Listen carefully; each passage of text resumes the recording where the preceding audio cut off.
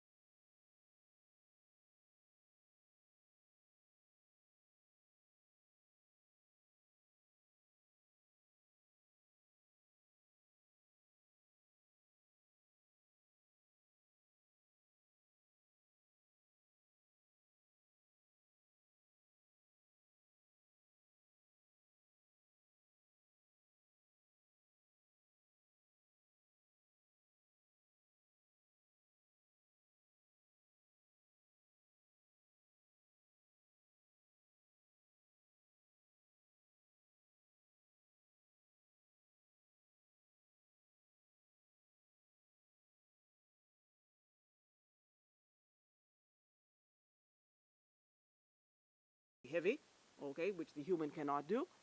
You can have, on the other extent, a robot that is fully autonomous and does everything, cleans the apartment for the older adult without taking into account. And you can have different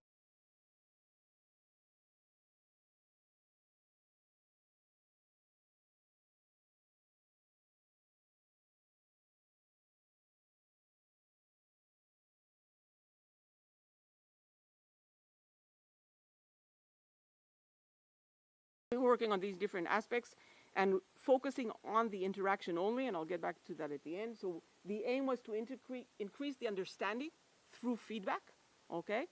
And the feedback was based on the level of transparency. The second objective was to decide and develop different levels of automation and, of course, evaluate them, and again, in the context of older adults, and, of course, improve through both of these steps the quality of interaction by integrating the LOA and the LOT, the level of autonomy and the level of integration. So we had really a series of research in which the aim was to increase the quality of interaction, and this is a very important aspect, and develop a framework to assess the user experience. And this was based on one side, feedback, development and evaluation, and on the other side, levels of automation or levels of autonomy and their interaction in between them. And this was done for human, several older adults, different robots, different tasks, and different environments. And this is very, very critical because usually the environment, usually you have studies of these robot developments, you do it in the lab and you infer. But if you're not in a real world setting and if you're not with real users, it's a total different story. We assessed a whole variety of performance measures, objective measures and subjective measures, engagement, fluency, understanding, comfortability, trust, performance, okay? So this was assessed using different standard measures in robotics and using, of course, standard questionnaires in robotics.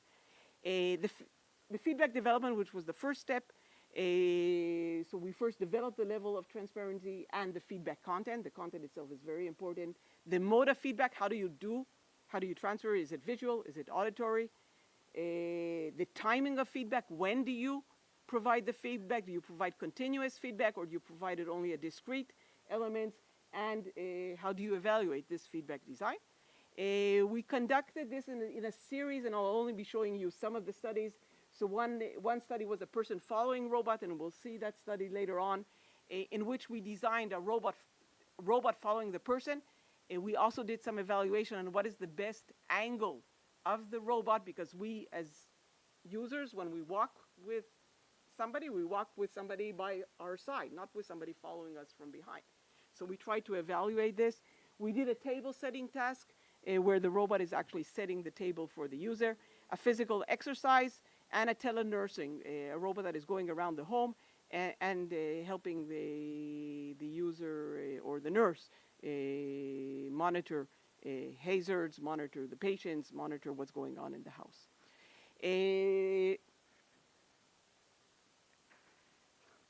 So we developed a robotic system for physical training in which the robot does exercises tailored for older adults. Basically, we set about 5 different robots of this in 20 older adults' homes and assessed different aspects of it. So the system was self-designed to do physical exercise that were recommended by healthcare experts. In this study, we evaluated 32 participants, older adults, so age 70 in the preliminary. In one of our assimilation studies, we also evaluated older adults. And we have a more or less balanced male and females.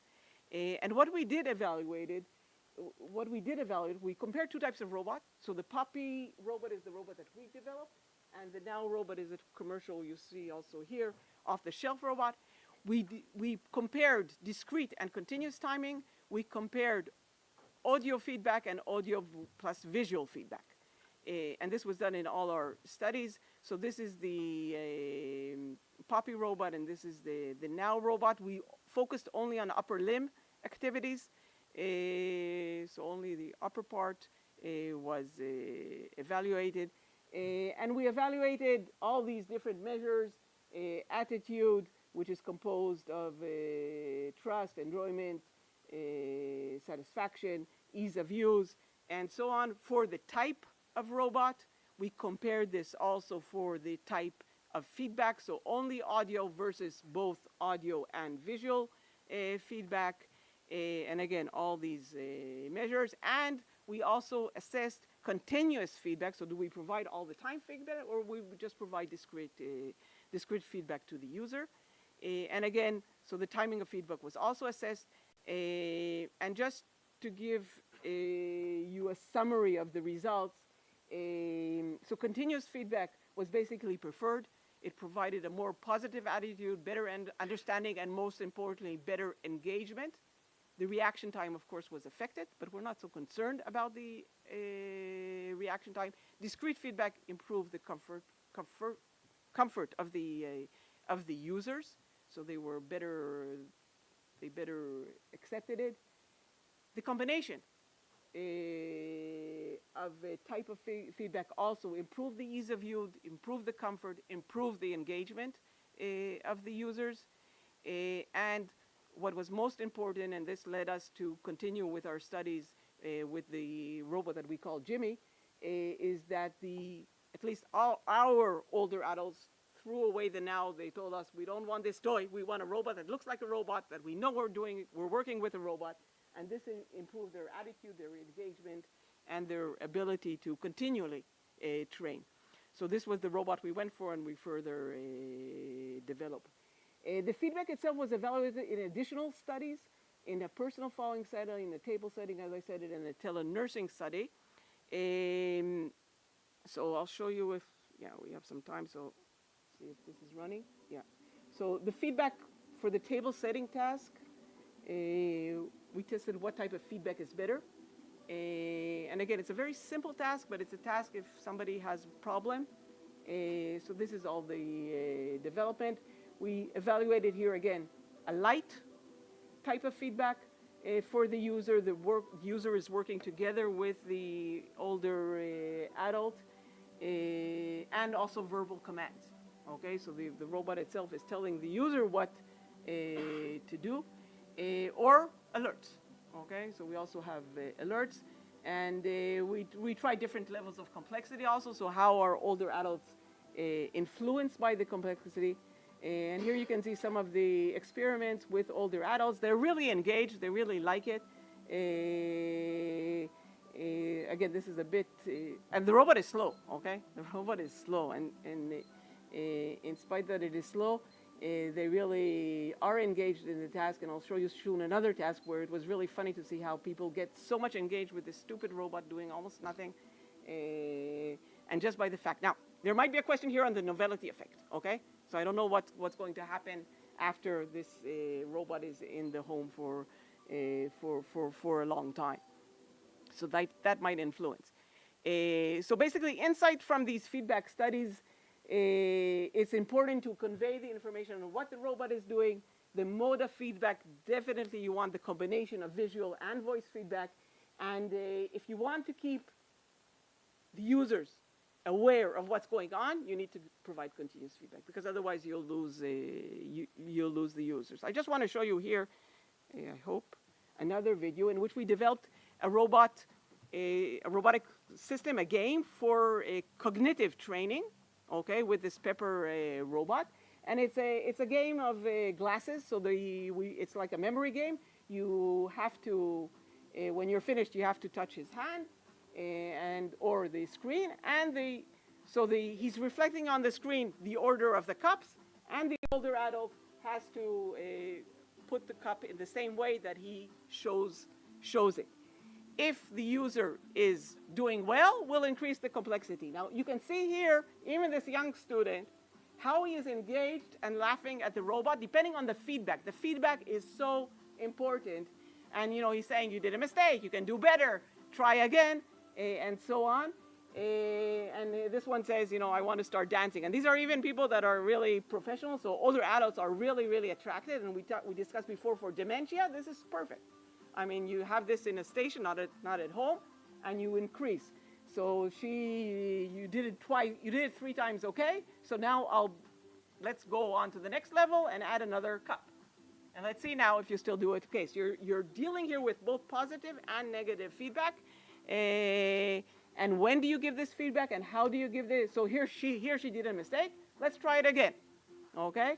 And you have to be very careful, again, because you want these people to come back for another training tomorrow and the day after, okay? And here she says, okay, you did wrong, but we rely on you that you'll do better the next time. And this is now, okay, congratulations, you finished the game. And you can see the reactions to, okay, how happy they are. And even, you know, even students that are, so the feedback is very, very important. One thing that when we recognize when we were dealing with feedback is that most feedback, and these are different types of models that are dealing with transparency, so it's not only feedback. Most feedback that was existing was based only on one type of feedback, so feedback from the robot to the human, and was lacking the other feedback. And what we really need to create is a bidirectional feedback. You need feedback from the human to the robot, but you need feedback also from the robot to the human, and therefore we developed the TBA model, the transparency-based action model, which basically, in addition to robot to human, which that is the regular feedback that was existing to date, we integrate also robot of human and human to robot. So we have continuous feedback between the robot and the human in a bidirectional way. And we did a series of development on this. So we tried to develop 3 levels of transparency, reflecting on the what, why, and the future. However, either because of the novelty effect or because simply it's too complicated, they were not able to differentiate between the 3 levels, even students. So we just went and decided to work only on 2 levels, and we focused only on 2 levels. So one in which the robot's actions are independent of the robot's knowledge of the human, and again in a series of physical exercising systems, and one where it's dependent on the knowledge of the human. So we have bidirectional feedback. And the main study was basically based on the technology acceptance model, in which we have evaluated for different, the low versus the high, and each subject basically performed both of these sessions. And using the technology acceptance model, we basically evaluate what is preferable, low TBA, high TBA, in a series of user studies. And again, all these studies were in the lab, and that is a limitation. And what we see here in the results, all the ease of use, the perceived use signals, and the attitude were all significantly different with the preferred. With the high, the orange is preferable by all users. The success rate and the intention to use is also higher, but was not significantly statistically different between the high, the orange, and the low TBA. And basically the results showed us that a high TBA improves the acceptance of the robot, and that's most important. Most of the participants like the robot regardless of the high or the low, and they were willing to integrate with the robot and do physical training. And basically all the 3 parts of the relationship were positively correlated. And again, the high TBA is very important. So it's very important to create this bidirectional usability. Another aspect that we dealt with was levels of automation. So how, again, do you decide on what is the level of automation, and who decides who turns the switch, or who decides is it the robot that decides, or it's the human that decides that now I want to go on to the high level of automation. And again, this was done in 3 different tasks, in a table clearing task, in a hazard perception task, which I'll show you, and in a simple collaborative assembly task. But we also change the different variables. So we evaluate this for different task complexities. We evaluated this for different feedback modalities and for different varying workload and complexity levels. And of course, I won't be able to show you all of the results.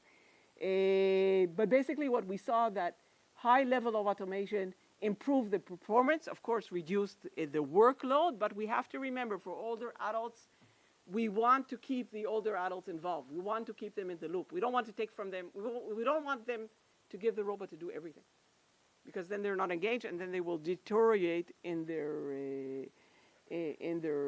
tasks. So this is for different task complexities. But what we have to see, what you can see here, is that for the high complexity, which is on the right, there was a reverse trend. So if the task complexity increases, yes, then you want a high, then you want more automation, more autonomy. If the level of complexity is low, let the user do it. Okay, so you need maybe an adaptable robot. Again, with older adults and hazer perception, so we had this mobile robot, I'll show it to you later, that is roaming around, and the robot is, so we link the level of automation with the level of transparency, so it has to be linked. You can't differentiate these separately. And we basically developed the level of autonomy based on the different stages in the task. So we defined, again, only two levels, a low level and a high level of autonomy, based on the, so this is robot alone, this is human alone, and these are two different medium levels where the human is able to interact with the robot. And this is done both for acquisition of information, processing the information, making the decision, and the actual actions. Because for each of these, you can have these different levels, and you can't give the user too many options to select from. That's too complicated. And in addition, you need to deal with the level of transparency. Okay, so again, no information at the perception level, at the comprehension level, and at the action level. You do the combination, and again, we used only two levels, high and low. And again, this was done for a mobile robot task, a person following task, for the table setting task, and for a teleoperated robot. I'll show you the video of the person following robot, which is really neat. So it's a robot, and we discussed before that the robot is simply carrying, for example, something, carrying a heavy grocery, or just helping helping the person. And you can see how the user gets engaged. So here, the robot is able to detect the person and, of course, follow the person. Okay, so we had to implement. Now, you can see at the beginning, the person is uncertain what's going on. He doesn't understand what the robot is doing, and that's not good. So you need to improve feedback. You need level of automation, and here's improvements, and here he's going now very confident, very safely. And the robot is, of course, telling you, I'm following you, I'm following you, I'm following you. You don't need to look back, and then you'll trip when you're going so forward. So we implemented, again, the mode of feedback, the timing of feedback, and the evaluation of this. We had different levels of autonomy that were integrated. And this is just some of the evaluation results. So the users were having fun, okay? And the users were really, engagement, and engagement is critical with older adults. It's very important, and it's very important understanding, okay? So we're now dealing a whole bunch of research leading to understanding. And, as I mentioned, a utilitarian functioning. So the robot is not just following me. It's following me for some type of function. And here he's just having fun with the robot and playing. So if you increase the LOA and you have feedback, you can really increase the engagement. And this was done and shown also for the table setting task. So again, it's very important not to evaluate this in a synthetic standalone study. If you want to really do anything, you have to evaluate it really in a series of studies with a series of users, because otherwise the conclusions are very, very, very limited. And even here, I'll soon state and finalize and show that it is very limited. So when possible, operate the robot at a low level of autonomy to keep the user engaged. Okay, and this is especially true with older adults. And combining a low level of autonomy with a high level of transparency helps keep the older adults. Now, this might be different with children, this might be different with other users, but the older adult needs a high level of transparency in order to understand what's going on, and we're dealing now and trying to develop work related to understandability, and how do you make the user understand what the robot is doing, and vice versa. In situations of urgency, high LOA, of course, is may be used and should be used probably. And yes, you have to really do personalization and adaptation. So the level of autonomy, the level of transparency has to be adapted to the user, to the task, to the robot, and so on. And I'll show you here one of our studies with the operated robot, which was, I hope, or not, it was working before. Okay. Okay. So this is a users operating remotely the robot to transfer around different places in the house. For hazard detection, to see if there's a cable that the older adult might fall across, or a table in his obstruction. So this is the interface that we design, and of course the interface by itself, without the feedback even, is very, very important. And here the user is basically operating the robot. So you're in the living room, go to the bedroom, and you evaluate how does the types of feedback, does the interface design influence what the user is able to do, and of course different users. And this is very, very important. So the main contributions of the research was that you need to automate the transparency, and you need to take into account the levels of transparency.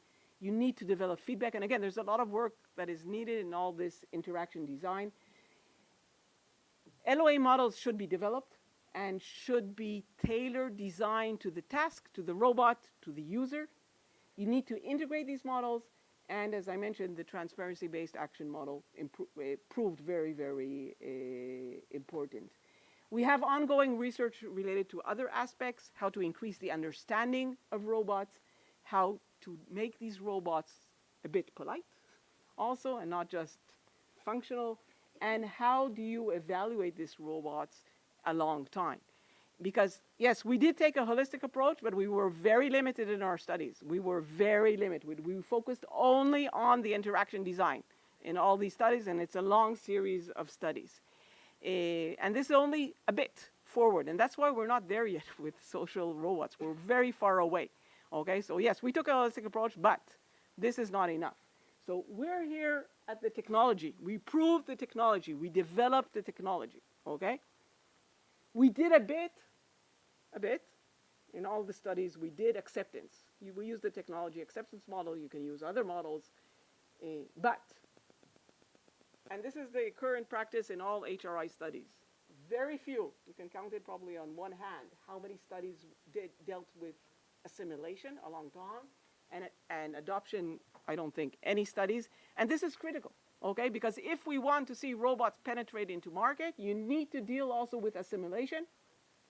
And we're only at the acceptance level. That's the maximum we're dealing with, and also very limited. Most HRI studies, and there's a call now out in the HRI field, we accept only papers that have been done not in the lab. We want field studies. This is critical because otherwise any of your research is really very, very limited.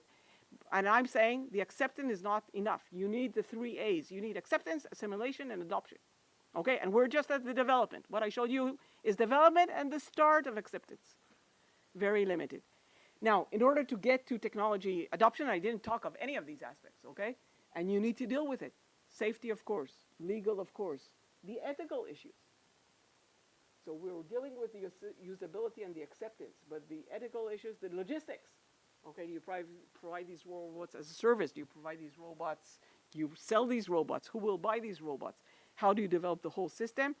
And just to give you one aspect from here, the social aspects, there's an influence. If I develop a robot for Japan, it will be totally different than a robot for Europe, and I need to take this into account. And you can only take this into account in user studies.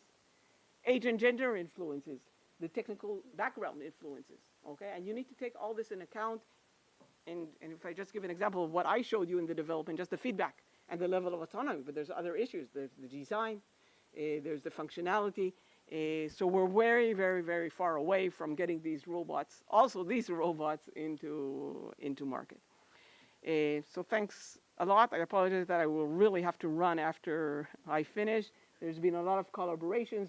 Most of this work was part of the Socrates project, EU project, and there was a lot of collaboration with other faculty and universities abroad, and of course my dear students who are all out in industry and working not on robots, unfortunately, but on good stuff. So thank you very much, and I'm open for some short questions.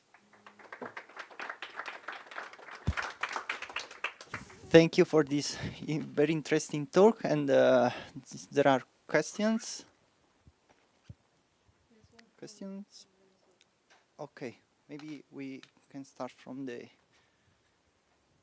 Just a short precision, you said that some elderly thought about rejecting robots that look like toy, or they wanted like real robot. Can you say a bit more about this? What's the difference between a toy and a robot, let's say? Yes, they did. The older adults, well, they were different, and we also have a study of assimilation a long time in which we gave these robots to 19 older adults. Each one had the robot around 6 weeks in their home, and they activated it alone.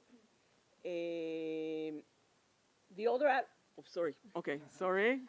The older adults did not like to.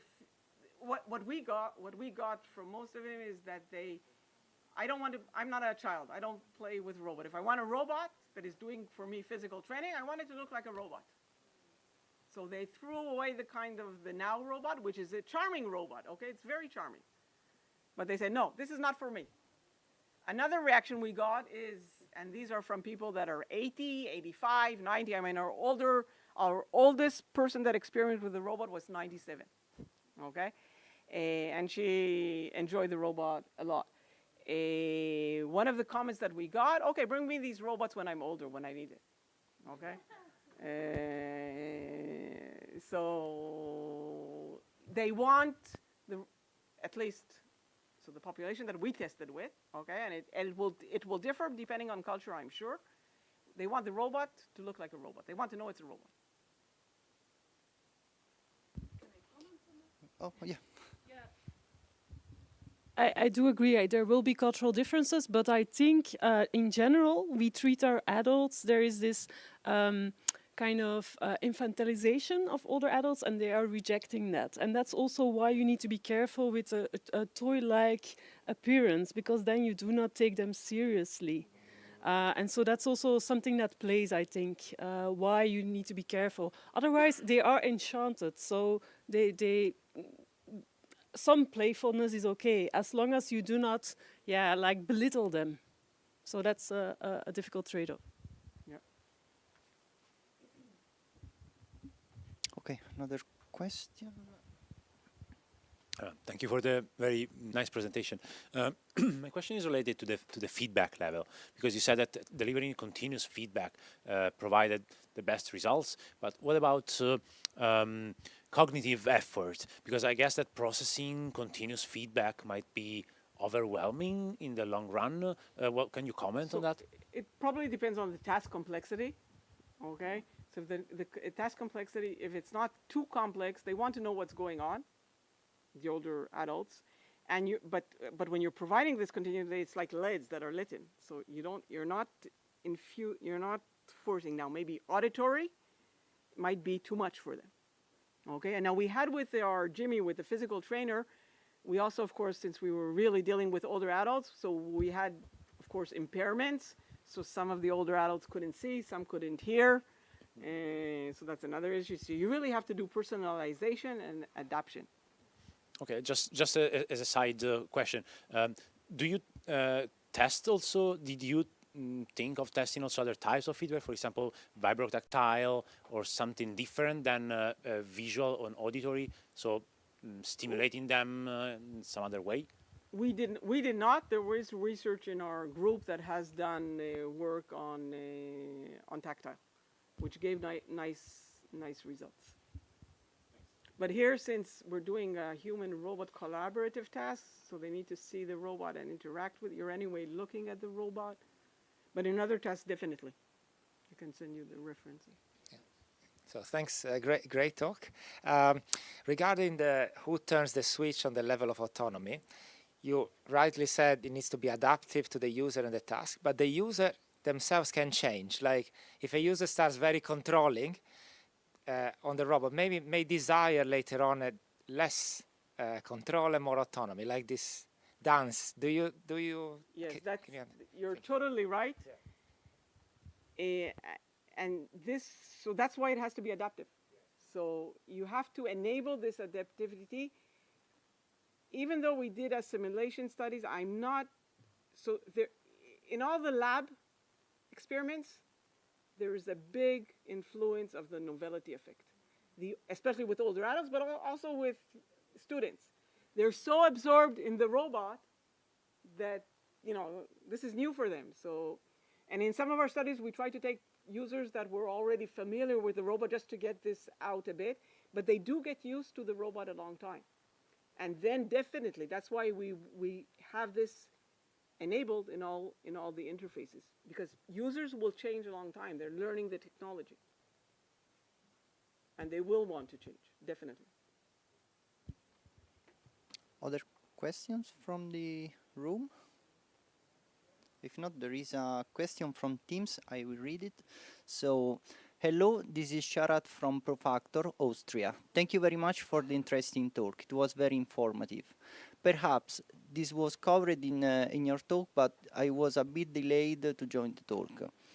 When about adaptive feedback, do you consider the experience level, expertise level of the user when providing feedback?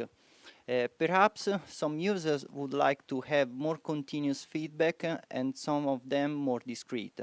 How could these aspects be integrated into the system? So definitely, as I just mentioned, you do need to develop personalized and adaptive feedback and autonomy, both. And this, of course, can be done.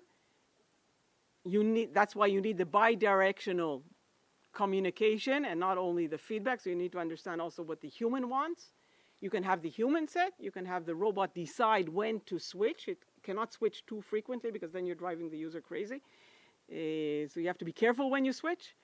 But definitely the way to go is personalized and adaptive feedback. Okay, so there are other questions. If not, I would like to thank again the Professor Yael Edan for the speech, and we have a small break of 15 minutes. Yeah, so we will back soon. Thank you.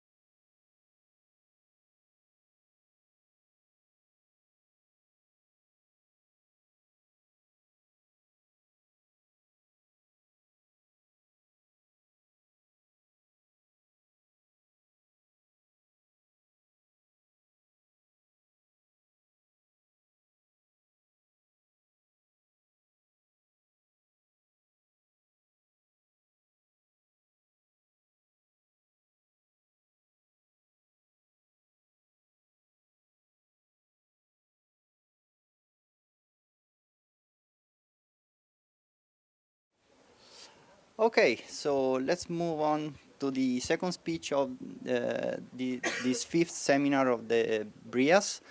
And the second speaker is a Professor Barry Lennox, and is a professor of applied control at the University of Manchester, and is also an expert of nuclear decommissioning engineering.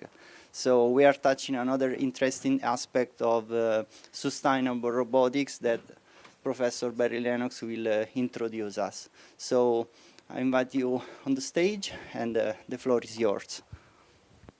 Okay, thank you. Yeah, I'm going to talk about, I suppose there's two different aspects to the sustainability. One is that it's very emotive, but nuclear power does seem to be becoming more gradually accepted that we do need it, and we need it in, I suppose, to work in partnership with other forms of energy provision.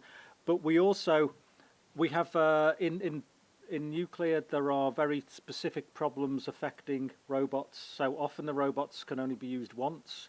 They become contaminated. Can't take them out because they'll create problems. So that introduces sustainability problems, and also the speed at which some of these robots are being developed. That we're constantly just bringing along new robots, and we need to do something with the older ones. So I'll give you kind of a very brief overview of nuclear. Some of you, everyone will have probably done it at school and will have forgotten, so it'll be dead quick. And then I'll try and explain some of the challenges in nuclear. There's some really fascinating challenges. Whether or not you're supportive of nuclear or you don't like the idea of nuclear power, the nuclear problems still exist for us all. And so some of them are really quite interesting from a robotics perspective. And then I'll go through some of the solutions and deployments that we've done. Lots of videos so you can fall asleep after your break, and then I'll talk about one of our programs, which is called RACO, and I'll just explain a little bit about what that is, and if any of you are interested in getting involved in it, then that's fine. And I'll talk a little bit about some of the work we do in other environments outside of nuclear. My focus tends to be on nuclear. I thought, just in case you don't know, now we're outside of Europe, and you're gradually pushing us out to the Atlantic. This is where Manchester is, and I've been I've listened to other people's talks, and they said, oh, I spent a year here, and then I spent a year there, and 2 years there. I've been 26 years here. When I reached 25 years, they gave me 450 euros. I'm not sure if it was worth 25 years of my time. So I've gradually, you collect lots of things through that time. Two things which I think are probably relevant. I was fascinated 2 weeks ago to see that VUB, lots of commercialization, spin-out opportunities. I've been involved in 2 companies. They've taught me that I'm not very good at business and commercial things, but it's really difficult. But the people who started up these companies, Perceptive Engineering, and we've got a new one, ICE9 Robotics, certainly some of the people involved did very well out of those companies. So there are benefits. So this is... let me just put the other stuff on. So just to give you a very quick reminder of radiation, we're interested in 3 different types mainly. Actually, we're interested in the 4th type. But alpha's great big blobs of things. It's protons and neutrons, and they're stopped very easily by pieces of paper. So you can work in an environment where there's lots of alpha radioactivity, provided you cover yourself up. The problem is that if you ingest any of that material, and that's where you often see people in suits going into an environment and cleaning it up. Beta is stopped by small sheets of aluminium and its electrons, and then you have gamma, and gamma causes lots of problems because it goes through materials, and it's not entirely stopped by aluminium here, and lead is reduced by them. And that causes a lot of problems, and it also causes problems to the electronics in any of the robots that we have. And very quickly, the reason we have a lot of these problems is that to create or to generate energy, what we're doing is we start with typically we start with uranium. You bombard it with neutrons, and then that splits the nucleus. And as you split the atom, then you get energy being released, but you also get this gamma radiation, so you create problems. You also get lots of different materials forming. So you've got different isotopes of uranium, they produce different materials, and they all have different half-lives and different things being emitted, different energy signatures. And so you get kind of lots of different elements being created. This shows, this was the, I've never seen photos, I don't know if photos were ever taken, but there's artists' impressions of, this was the first nuclear reactor, it was the Chicago pile, and it's a big graphite block. Graphite's there to slow down a neutron, so the neutrons will hit the uranium, and that causes a chain reaction and lots of energy and lots of neutrons. So there's lots of neutrons flying around in here, and when the neutrons hit things, they produce different materials, and some of those materials were going to cause problems with gamma radiation. So this also, if you read different articles, they tell you different things, but you'll be aware of control rods in nuclear reactors.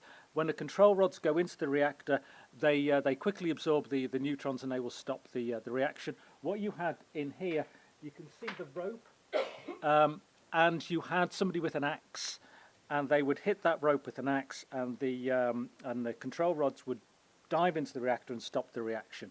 And that was apparently where safety control rod axe man came from in a scram system. I think there's some debate as to whether or not that's true. Now this is the main, I suppose, problem area in the UK. This is the Sellafield site. This was started in the early 50s, and it was a response by the UK. What we wanted to do, what we needed to do, was to produce our own atomic weapons. And so to create the atomic weapons, we decided we were going to use plutonium in our weapons, so you have to produce plutonium.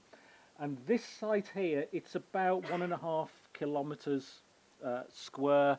It's a very big site, and it was developed primarily to create this plutonium so that we could generate these atomic weapons. There's also several nuclear reactors on the site, and the first nuclear reactor that actually contributed electricity to the national grid and the power network in the UK. And at the time they said, when they switched that reactor on, it was going to produce energy that was too cheap to meter, so they'd essentially just give us all the free energy. It sadly never happened. There's pretty much nothing going on this site now. All the systems have stopped, but what now needs to happen is you need to decommission this site. There are hundreds of thousands of tons of radioactive material. So you'll be aware of Chernobyl and Fukushima. They're reactors, and they have a limited amount of radioactive material within the reactors. This has substantially more than that, because it's over time it's a lot of radioactive materials that have been transported here for storage. At times they weren't perhaps treated in the proper way, because there was such an urgency to create atomic weapons that they didn't always treat them and consider the long-term storage effects. So I'll show you some photos, but we've got facilities that are designed for 20 years. Well, they are still storing nuclear waste in those facilities some 50, 60 years later. And so there's a demand now to decommission this site and return it, whether or not it ever gets to a green field, but certainly to a non-radioactive facility. And this shows some of the facilities on the site. So on the left, that's an alpha decommissioning, people in air-fed suits, and they have, I'm not sure if this translates into French and Italian, but they have angle grinders, big mechanical equipment that cuts through the components in there. Now, just imagine if you're having to do that job. If you happen to cut your suit, then you're in an alpha environment, and if you ingest alpha, that's very, very damaging to your health. If you cut through your skin, then that's a huge problem. So although you can go into those facilities, it's not an area we really want to send people into. This shows glove boxes. So in these little holes, that's where you'd put your hands, and you'd be manipulating things inside there, so you might be moving materials around. These now need to be decommissioned, and the way you decommission them is you need to what's called size reduce them. So you cut these glove boxes up, and you would put them into a storage container. So it would require, there might be things inside those glove boxes where you can't see through, so you don't know what's in there. So the first thing you're going to do is put your hands in and have a rummage around, but it's rusted over the years, and so people have put their hands in and they've cut the hand, and then they've got large radiation doses. So we want to create robots that can go in and do this type of activity. This is a gamma facility, so depending on a particular facility, you might not be able to enter this. People may or may not be able to enter. So how do you cut up all these pipes without people going in? So there's a real need for robots. And some of these can be 40 meters tall. So we need great big robots that can cut, and we also need them flying around and doing lots of stuff. There's lots of aquatic areas. So on the left is a great big pond, 100 meters long. And you can just about see there's little skips in there, the containers. They have lots of radioactive material in. So thousands of tons of radioactive material. The water was there to provide a shield. So you can walk around. It's pretty hostile environment, but you can walk around the outside of that because the water is providing you a shield between you and the material. One of the ponds, I don't think it is the one in the photo, they have sent divers into recently. Would you want to be a diver going into this? And this one in the middle, it's actually got silos. So inside this big building are 6 meter by 6 meter by, I think it's about 15 or 16 meters deep. Great big silos filled with water and then filled with waste. Quite a similar situation at Fukushima. So this is a schematic of one of the reactors at Fukushima. You had the reactor on here, and what happened in the reactor, there was a lack of cooling water, so the reactor heated up, the uranium fuel in here melted, and then it got so hot it melted through the steel casing of the reactor, and then fell through, and you have this nuclear material at the base of the reactor. It's filled with water to different levels depending on which reactor it is, so you have water, and you've now got to try to go in and somehow extract this material. So it's a really difficult control challenge. Actually, one of the ways they're doing this is they have a 20-meter long robot arm that would sit over here, and it will go in and it will pick up some of the material. So think about if you have a 20-meter long arm and you're trying to pick up materials with it, and you'll get lots of vibrations. So it's a brilliant control problem. How do you reduce those vibrations and still be able to pick things up and move them out of the environment? So there's some really nice, for control engineers, robotics engineers, some nice challenges. Future nuclear applications. So that's kind of the historical, the legacy nuclear materials, and that's all there. It has to be treated. So whether or not you're pro-nuclear or against nuclear, the materials are still there, the facilities are still there, they need to be decommissioned. Future nuclear, well, in the UK we're building large reactors like the one on the top left there, as well as small modular reactors, which are going to be smaller nuclear reactors. They will have environments where we don't want to send people and we want to monitor and inspect and find out what's happening, so we need robots in the future. Fusion reactors, fusion is seen as one of, maybe in 20 years' time, we'll have operating nuclear fusion reactors. You have very similar problems. Inside this reactor, it gets very, very radioactive. So when the hydrogen atoms fuse together, you create neutrons are given off, and the neutrons will interact with materials around the reactor, and they will make radioactive materials. So fusion reactors are highly radioactive after operation. This is another challenge. So this shows you the scale. JET is an operating fusion reactor in, well, it's just been switched off now. It's in Oxfordshire in the UK. This is the Japanese fusion reactor. This is ITER, which is a European program, and that will lead on to demo. So these are just getting bigger and bigger. Inside these, you have these blankets, and the blankets inside the reactor is millions of degrees Kelvin. Outside the reactor, a point outside the reactor, you want it to be about 4 Kelvin. So that's a huge thermal difference. And you have these jackets, blankets, which help provide some thermal protection, and they also absorb neutrons. These need to be maintained. They need to be lifted in and out of the vessel. So you need enormous robot arms to lift them in and out. Again, you're lifting very heavy things and they will vibrate. The tolerances are maybe 1 centimetre either side. So you have really complicated control systems to be able to lift these things in and out of reactors. So lots of robotic challenges. So these, I'll go through some of the robots we developed and show you where we've deployed them. It might give you some of our ideas of how you can make better robots. What we're trying to do really is to demonstrate to the nuclear industry that robots are available and they can provide solutions to some of their problems.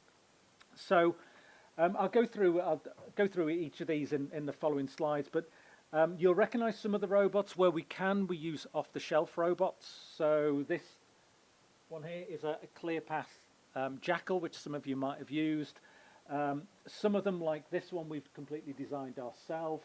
This is an off-the-shelf drone. This is one that we've designed ourselves. So where we can, we use off-the-shelf. Where we have to, we build our own. A lot of the time, we have to build our own because of restrictions with access.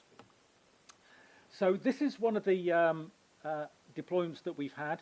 I think some people think there's lots of robots being deployed in the nuclear industry, and actually there's very few. It's not very common that these things are deployed yet because of the concerns about what they'll do. And any damage they might cause. So this was a robot that we developed. It was to inspect an underground duct or a tunnel, and it ran along underneath a corridor. It was 150 meters long, and to help with the decommissioning, they needed to understand what materials were along this duct. And when we spoke to the people who ran the site, this is at Dounreay in the very north of Scotland, an old research facility. They said, well, they've spoken to people who operated the site in the past. They know that there's various materials that might be in that duct, but they really weren't sure what materials and the concentration of those materials. So we designed a robot for this. To design the robot, we first, there were manholes, so we lifted a manhole and we could put a camera down and we could get an understanding of what was below. So this is the tunnel. You can see it's got walls either side. It's about 2 meters wide, big pipe down the middle, and it looks nice and clear. Not much rubble in there. So we designed a track vehicle. This is the vehicle we designed. It's got a LiDAR on it. We asked them what sensors do you want, and they just gave us all these different sensors that they thought would be useful. It was a daft question to ask. We had a beta sensor, X-ray, gamma, neutron. So this thing was just equipped with loads of sensors. It's got an arm on it, and that was so that we could take samples and swab samples as we went along. So this shows it being deployed. So the people deploying it, they're on kind of like the dirty side, the contaminated side. So they're all dressed in suits, and we're on a nice clean side. We've got the joystick. It's completely teleoperated. Got lights and cameras. And it was probably, in terms of raw equipment, maybe 2,000 or 3,000 euros. So it's low cost because we're only going to use it once and then we're not going to get it back. So you can see there's a pair of gloves in the tunnel there. So it's trundling along. It's untethered, but we've got a fishing line just in case it got stuck. We could drag it back. So I was allowed to drive it. The proper researchers to just design it and develop it. I think this is me driving it, and we stop here because we're not sure how we're going to get over this rubble because there's more rubble than we thought. And the solution was you just drive it fast, so you go as quickly as you can, and you hope you don't ground the robot. So as it's going down, it's taking the sensor taking lots of measurements of gamma and X-rays. This is where we picked up this little puck, and you rub it against the floor, and you take a sample. That goes back on the robot. The robot goes back to the opening. The operators will pick it up and they take that puck and they send that to the lab for an assay, and they determine what materials are on it. And when we tested that, we had every 10 meters we had a sample, and they found they had all sorts of materials, all the things, uranium, plutonium, all the things that they kind of expected to see, but much lower concentrations of them than they expected. So that was 2 weeks of deployment. It saved them €6 million from that 2 weeks. So there's huge benefits in deploying robots, and it prevented thousands of hours of people wearing suits and going into these environments. This is, I suppose, a next step. This is the wall of a nuclear reactor here. So this is where it's a research reactor in Slovenia, and this is the robot that we've designed. It's based on a jackal. It's got this is a gamma detector, and it's made of lead, and so it's like a pinhole camera. You point at it, and it will tell you if there's any gamma radiation coming from in a specific direction, rather than just from everywhere. So what we were able to do with that is we drove on the top left. That's the trail as it drove round this nuclear reactor, and the bottom left was when we take all those measurements, and we used Gaussian process regression to get a map of what the radiation levels were like in that facility. And that can be beneficial because it might be where the blue areas are, it might be people can walk through those areas. Where the red zones are, you want to avoid that. This on the right is our confidence in those measurements. So we take measurements, but if we don't have very many measurements, so on the top right here, we don't have very many measurements from there, so we're not that confident. So I probably wouldn't walk around that top right area unless I got the robot and did some more scanning around that area. This is probably my favourite robot. We had to design a robot that would get through a 150mm access port. So nuclear industry has lots of nice big thick concrete walls, so you can't just take along big robots and stick them in. They can sometimes drill a hole. In this case they had a hole. They told us it was 150mm. We designed the robot, and then they said, actually, it's about 140mm. So we had to redesign it. So this robot is designed, it's got these Meccano wheels, so it goes through the opening. It can go through, I think it says 120. I'm not sure if it's 120, 125mm. And it can also navigate through quite congested areas by reorientating itself. And if I can find where my mouse is. And this is an image that it generates. So this is just a LiDAR scan. And so you can see there's a ladder there that's been left. You can see the vessels. So nobody's been in here for 20, 30 years. And so it just gives really an image of what it looks like. So when they're deciding how to decommission it, they know where things are and they know what it looks like. So the robot was able to get a nice image from this side. It didn't go over this bridge, so it gets worse. You've just got a few points in a point cloud on the other side. And the nice thing about this robot, it creates lots of nice control challenges and optimization challenges. So here we want the robot to go from point A to point B, and by reorientating itself, it can start to move around, and you can have we have a model predictive controller which operates on the robot. It doesn't like certain orientations because it can flip over, and it doesn't really like being a long straight snake because it has very little maneuverability like that. So it's a really nice constrained optimization and control problem. And so here we've got an automatic optimizer on it, which is feeding set points down to a model predictive controller, so it can move around this environment and it can avoid obstacles in there. And it does move in a pretty weird way at times. But yeah, nice piece of work. I'll be very quick with this. This was work done in Australia. 2 simulated bits of radiation, and what we did here is we're using a ClearPath Husky. We did this in partnership with CSIRO in Australia. And we just move around this location. I think one of these is maybe a video, maybe not. But it goes around the area and it's trying to explore. And what we want to do as we're exploring that areas, we want to avoid those radioactive areas, but we don't always know where they are. So as it's exploring, it will identify some areas and it marks them in red where there's radiation, and then it will try to avoid those radiation areas in future. So it just gives them, when you look at the trails, it won't go through those areas again. And we'll come back to that because that's the problem that you get with radiation damage to the robot. And I think Yael said before about levels of autonomy. A lot of the robots that we use are teleoperated because it's easier. This is a fully autonomous robot. It operates a bit like a Roomba vacuum cleaner. You drop it down, so you could drop it down on the floor in here, and what it's doing is it's scanning the area. It's moving up and down the area looking for alpha contamination. So it's a job that a human would typically do, and if you wanted to scan this area, you'd have a little wand in your hand, and you'd have to bend down, and you'd have to, it's alpha, so you can only detect it from a few centimeters, so you've got to sweep along the floor throughout this whole floor space area, and it would take you hours, you get probably a very sore back.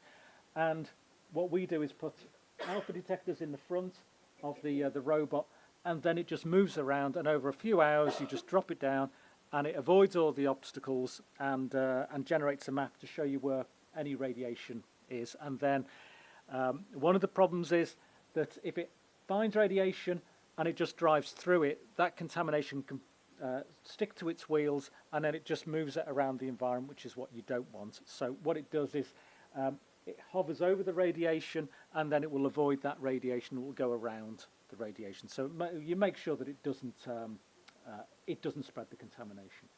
So this causes lots of issues in the nuclear industry, because you then have a fully autonomous robot with some intelligence on it, and sometimes that intelligence is a black box. In this case, it is a series of if-then rules, so we can explain what it's doing, but it still creates some challenges for getting acceptance of the technology.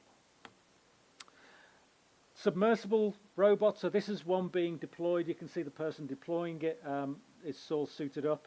This is a submersible robot that we developed for inspecting these big storage silos, so they've got radioactive materials in there, and it can go in just with, typically you just want cameras. You want to have a look inside and see what's actually in there.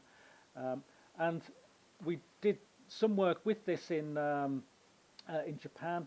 This is some fuel debris, a simulated fuel debris. This is our robot, and the Japanese collaborators, they developed a sonar system, so it was mapping the where the obstacles were at the base of the reactor. So it's trying to understand what materials were in the reactor and where those materials were. And this is a floating platform or a boat. So again, it's for those, at the start I showed you these big swimming pools that they have, and you have lots of storage facilities for nuclear materials. And this robot, which we've designed, it's very similar to a wheeled vehicle. Rather than wheels, it's just got thrusters, but it moves in a omnidirectional way. And it would just, in this case, it's just following, going up and down the pond.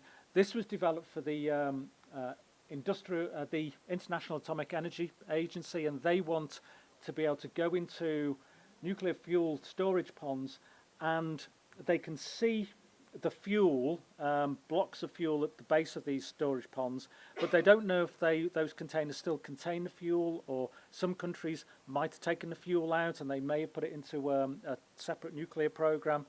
And so they wanted this to be used to try and detect there's a fuel assembly there, and this could confirm that actually there really is the fuel inside that assembly. So it's just another inspection tool. But what we're now using it for is a specific problem we have is that when we're using underwater robots, we want to know their position. Underwater positioning is really, really difficult. In a room like this, we can set up cameras, and there's lots of SLAM techniques which you can use, and positioning is pretty straightforward now in indoor areas. Outdoor, you can use GPS. Underwater, it's really complicated. And so what we're doing now is we have our surface vehicle here, and we have a submersible vehicle. And you can see on the top of the submersible vehicle, we've just got a QR code. It's an April tag. So the surface vehicle, that knows where it is. In the nuclear industry, the ponds have nice big walls, so we put a LiDAR onto this, and it knows exactly where it is. It can then look down, and it can see the April tag marker, so it knows where the submersible is. And it's quite complicated because the surface vehicle sways around a bit, so you have to take into account that sway, but then you can position the underwater robot to within a few centimeters. And what you have here is what we need to do is the surface vehicle has to track the submersible vehicle, so it can still see. It has to be able to see what it's looking at over fairly long, you know, up to maybe 100 meters. You can see that we've just dragged the submersible, and unfortunately, because this is fairly dumb, it's just moving up and down, expecting to track it, it's now lost sight of it, so it doesn't know where it is. What we've then done is we have a control system, and it uses the principle of having a virtual tether. So as one moves, they kind of move in unison and they track each other around the pond. And what we can then do is, because we're tracking this submersible vehicle from the top, looks a bit confusing, this photo here, but it's just showing multiple locations of the surface vehicle and the submersible vehicle, and we can start to track it. So the blue is the actual position of it, and the yellow and orange are the positions that we estimate using two different techniques. And we get within about 7 centimeters. So it's pretty accurate, and that means that we can send submersible down. We can actually have it completely untethered, so we can send video feed backwards and back to a base station. We do that with Li-Fi units, so blue flashing light, and then it knows its position, so you can have fully autonomous, untethered submersible vehicles going around these ponds.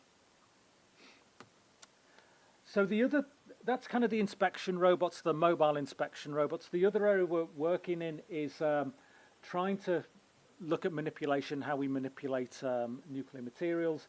This is, you can see in the background, this is a glove box, and we want to try to use robots in these glove boxes rather than people. And if I switch now, you'll see that this is a digital twin. So you'll see that the quality now of the digital twins you get. Sometimes I see the videos, and you think it's a real system, and actually it's the virtual system. The quality is that good now. And so here, this demonstrates this person is moving this joystick to operate a manipulator that's inside the glove box. It's a Canova manipulator which can go through the glove port, and it works in parallel with a digital twin. And in a digital twin, you can put obstacles in there, virtual obstacles, so you can have regions where the operator can't go into. So if you had a sensitive area within that glove box, you can partition that off, and the operator himself doesn't have to worry about whether or not they stray into that area. You have an autonomous system which is preventing them moving into those areas. So the intention with this is that you would perform operations in the glove box autonomously, without humans having to put their hands in. And then we're doing a bunch of work on top of this to provide some autonomy. So this is some operations where we're trying to automatically grasp an object. So rather than the operator carefully working out, these are really difficult to, there's lots of manipulators around here, and you can see it's difficult to operate them. So you just point at something and say, can you go and pick that up? And so we're doing the autonomy there, and this here is trying to develop different ways in which to operate the manipulators. They're difficult with these joysticks. So here we've got a real sense camera, and as the person here is moving their hands, the real manipulator is moving in sympathy. This one is developing control systems. This one and the final one here. It's developing control systems so that the operator isn't having to worry about whether they collide with objects that they shouldn't. You've got all sorts of joints, so you don't want the joints bashing into things. So you've got control systems which work out these areas, and then all the operator needs to do here is it's positioning the end effector, and then the rest of the robot won't hit anything. I will skip through these with time, but radiation tolerance. If you take a robot into a high gamma area, then the gamma radiation will destroy the electronics. Anything that's silicon, it has a limiting effect. They're more tolerant than people. We'll survive. Well, we will die at about 4 or 5 grays, and a gray is a measurement that they use for radiation. So we'll die after 4 or 5 grays. Your phone might last maybe 50 grays. I probably wouldn't want to put your mobile phone in, but it's more tolerant than we are. And you come to a lot of damage before you got to 4 or 5 grays.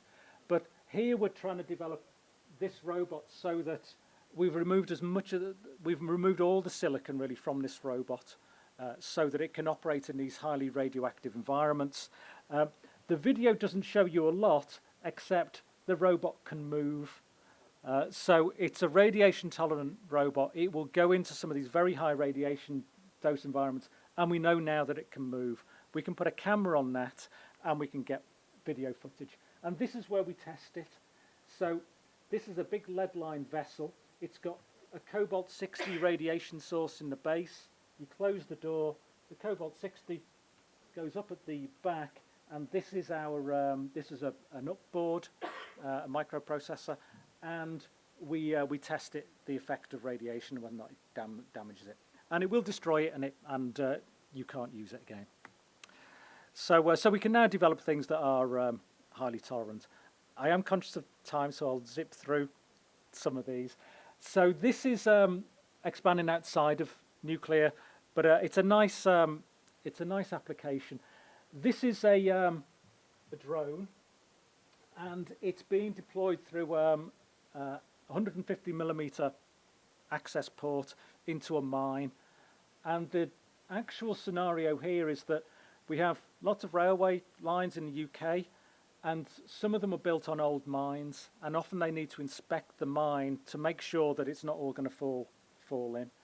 And so this is a drone going in, and it's all folded up, so it's been designed so that the drone can fit through 150 millimeter hole. This is it being deployed, so this is now inside the mine. And if you watch, what you'll see now is that there's a little motor whirring away, and you can see the arms start to rise up. We had a brilliant design engineer who designed a lot of the mechanics in this. So once the drone has unfolded itself, then the rotors will start, and it releases from its connection point at the top soon, and then it will fly inside. So it can fly inside, it can take measurements and scans inside, and when it's finished, it will return and it will fly back to its original position. It will fold down the rotors, and it will be lifted out. So this is it moving around inside, and then eventually it comes back to where it came in, connects itself back up, unfolds, and then, or folds itself up, and then it will pop out the top again. So lots of really nice applications wherever you need a small access port. This was a robot that's designed for inspection of these enormous wind turbines, offshore wind turbines. So at the moment you have people who go out on boats to inspect these wind turbines, and this is a drone which takes this, it's called a blade bug. So you can see it's got a little string here. The drone will come down and it picks it up, takes it off the wing after it's done its inspection. It's a really clever mechanical device, and I think it was the bit that took the most time was trying to make sure that it could pick it up and release it. So it would drop it off first onto the wing of the wind turbine, and then soon enough it picks it up and takes it away from the wind turbine.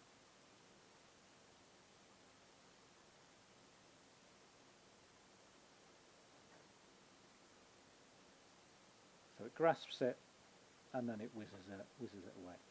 And the intention is that you don't need people going offshore, because it's a really nasty environment. That's the robots.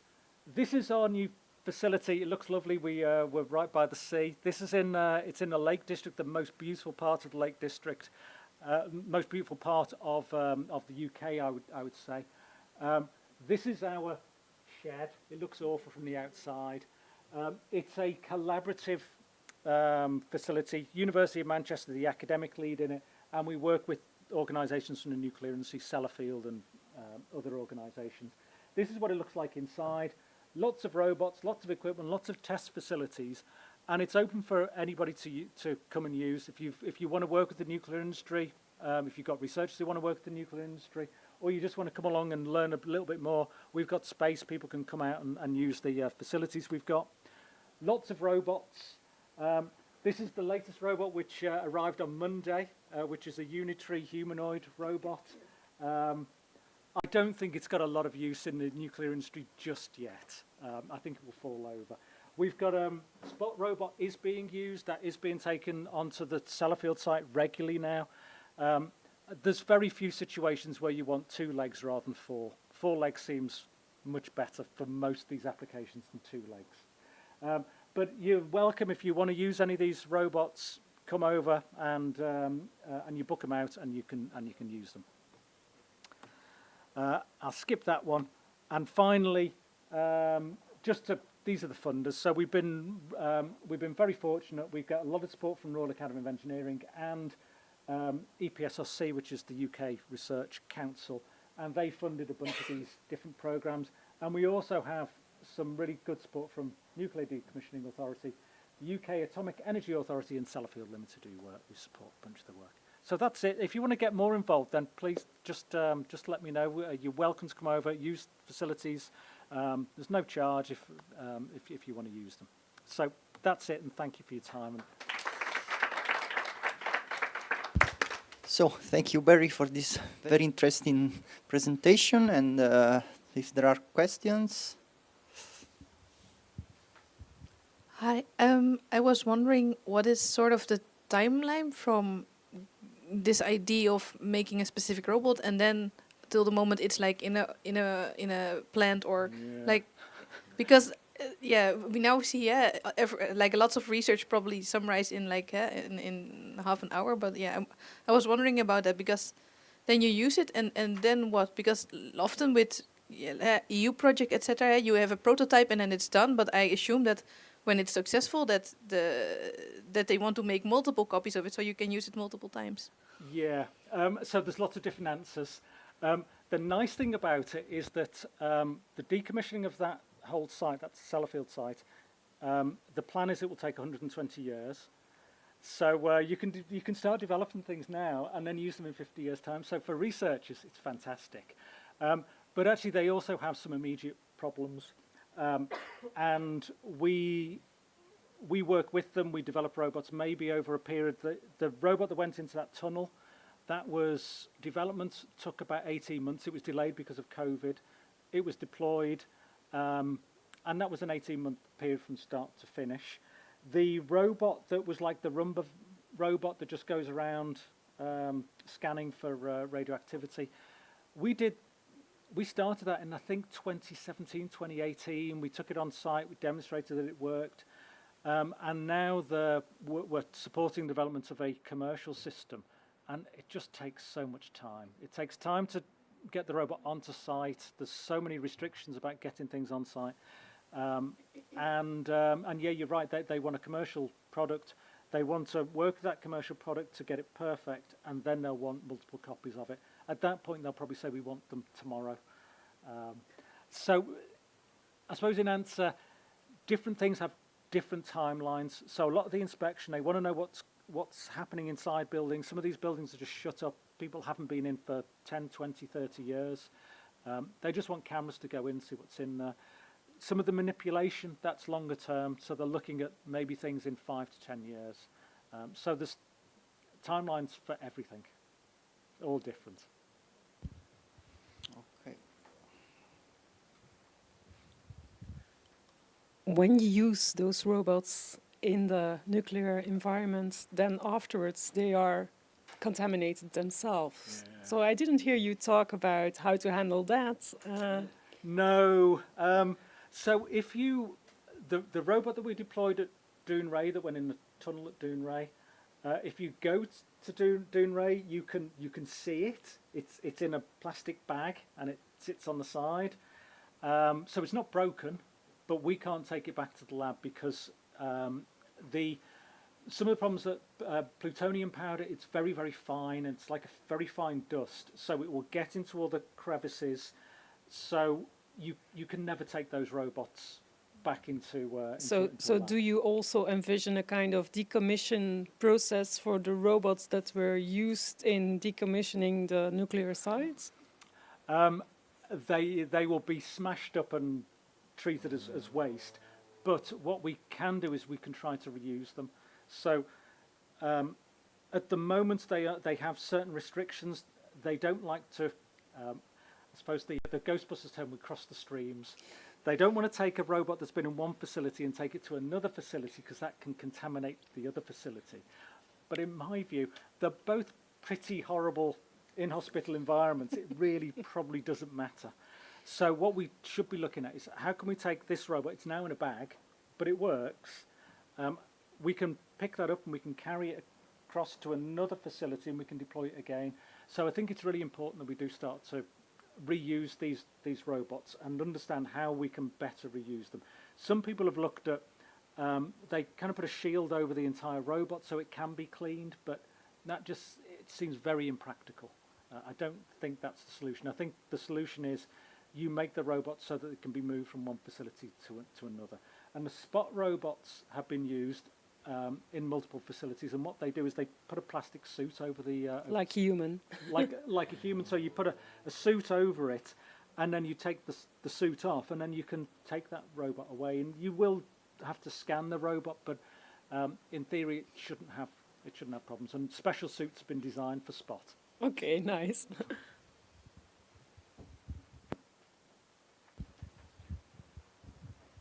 Thank you for your nice presentation. I have a question about that kind of a snake robot, and it is what was the biggest what was the biggest control challenge with that complicated robot? So there were some really interesting control challenges. One of them is just understanding the controllability of it.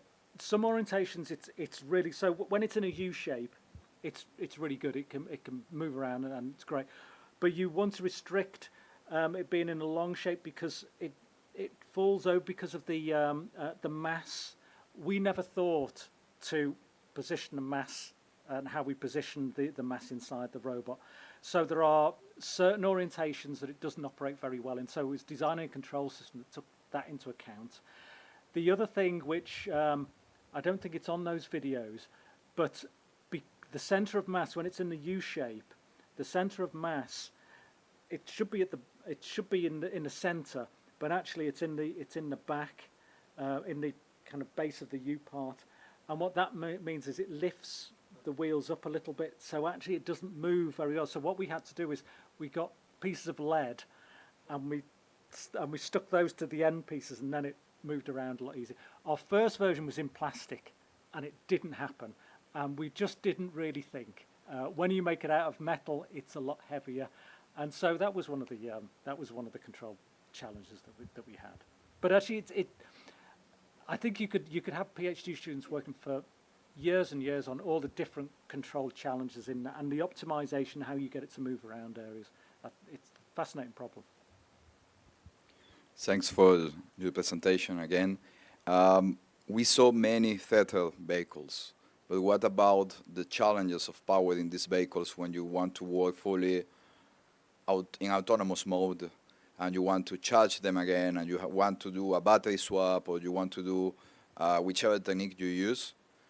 How can you make them more sustainable for usage and also for the energy management, for instance, of the snake, that they have to consume a lot of power doing these movements, no? So it's really important, particularly if what we really want to do is to have robots that will be in a facility permanently. And every morning they will, so if some of the storage facilities will be a room much like this, a lot taller, and you'll have lots of canisters, lots of containers in there. And you want a robot to wake up first thing in the morning and to go through and check, is there any new corrosion on any of these containers? Hydrogen can be produced, so the containers can start to expand a little bit, and you need to recognize that. And that's daily surveillance. And I think the way to do that is to adopt the approach that the Roomba vacuum cleaners use. It goes back to a base station and recharges. We've looked at can you recharge through thick concrete walls? It's not my area of research, but it's feasible that you can do that. So you can recharge these robots through walls. We've looked at hot swapping batteries. So drones are used more and more frequently now. They can only operate for maybe 10, 15 minutes. Although they do use some of the ones where the drone is has a permanent tether. But we've looked at hot swapping the batteries, and we've demonstrated that's feasible. So you can build a system where you hot swap the batteries. We can build. It's been called like an aircraft carrier that the Spot robot would walk around, and it has a drone on its back with a charging mat, and so the drone takes off, flies around, comes back on a charging mat, and you can. So whilst you can't take the robots out, often you can't take them out of the facility. If you make something that's very modular, so the robot that we deployed in the tunnel, we made it really simple. We had some tape, and you could pull the battery out and push another battery in, and the operators could do that when they're all suited. And you have to think about what they can do when they've got thick gloves on. So they can't change a normal battery because they'll need a little screwdriver. But you just design them so that you can take things apart easy when you've got gloves on. So it's a real problem, but there are some simple solutions and maybe some more complicated solutions that we need to be looking at. Yeah, thank you very much. That's really interesting. Quick question on you explained about the different challenges that we can have in a nuclear setting, right? And it's obviously very diverse. A bit of everything, underwater, on land, in the air, etc. Yeah. And on the problem part, there are some common elements, right? It's always radioactive, as you mentioned. Operators have gloves on, etc. So it's quite clear what is the common thread you can find on your constraint space. But is there any common thread on your solution space? You showed all these different robots. Is there any scalability there? Any lessons learned that can be applied from one to the other? Any software element or? There are. So you have to. I think you have to consider that the nuclear industry is new to robots. Well, actually, that's not quite true. They've used remote operations for many years because when you've been decommissioning, people have been decommissioning reactors for 50 years, and often it's been done remotely. So they have experience with using big manipulators and operating them remotely. What we're seeing now is much more state-of-the-art and some progress on the robotic systems themselves. But you're right, what you can't have is one robot for this, one robot for another, one robot for another deployment. The Spot robot, they are getting a lot of use out of the Spot robot because it's so versatile. So it can walk around a room like this without you worrying about it. If there's rubble on the floor, it can still walk around a room, whereas some of the wheel vehicles that we've got, you think, well, it could go around this room, but if there's a big pile of rubble, then it's stuck. It can go up and down steps. So that's made a big difference. I think I see a lot of the times when the Spot robot's being deployed, I think there's cheaper and simpler solutions than Spot. Just get a Husky or a cheaper robot and send that in. But actually, I think it's quite sensible. They've got a robot that hundreds of people can now use, and it can solve lots of their different problems. So that's a good example of a robot that can solve multiple problems. It's got the manipulator as well, so it can start to do things. But it's not going to solve everything, and you will need other types of robot. And I think that's what one of the things we're looking at is how can we then start to use multiple quadruped robots, because a single quadruped might be able to lift 5 kilos, 10 kilos, but maybe with two you can, one can grab hold of a pipe, another can come along and cut it, and then you can take that away. So multiple robots, perhaps using quadrupeds. I don't think quadrupeds are the solution to everything, but I think they are helpful in some of these environments. But you're right, you've got to have some commonalities between the robots that you're using.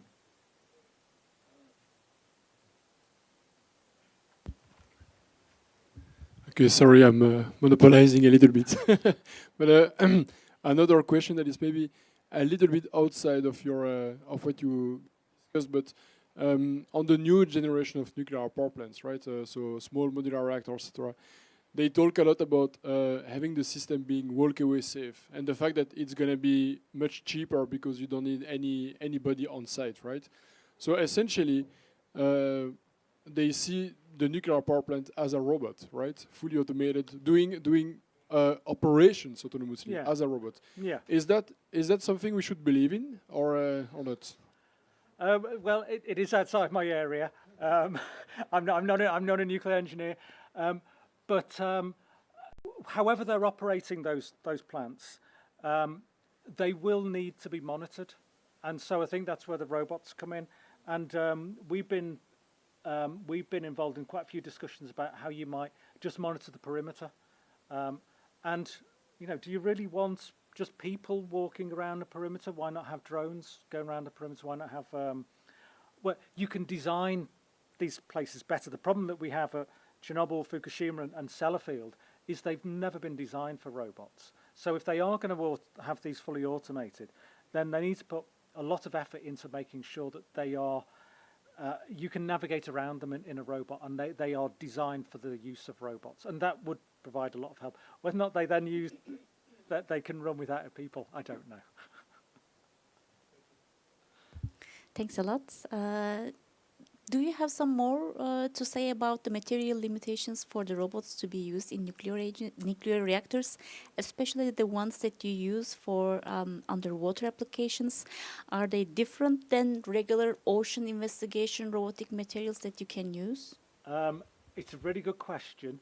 So the electronics of a robot are damaged by gamma radiation, but also the materials are damaged as well. So when when that robot that looks quite basic, it is very basic, that is radiation tolerant, we have to consider not just the electronics. You've got to consider everything about the design.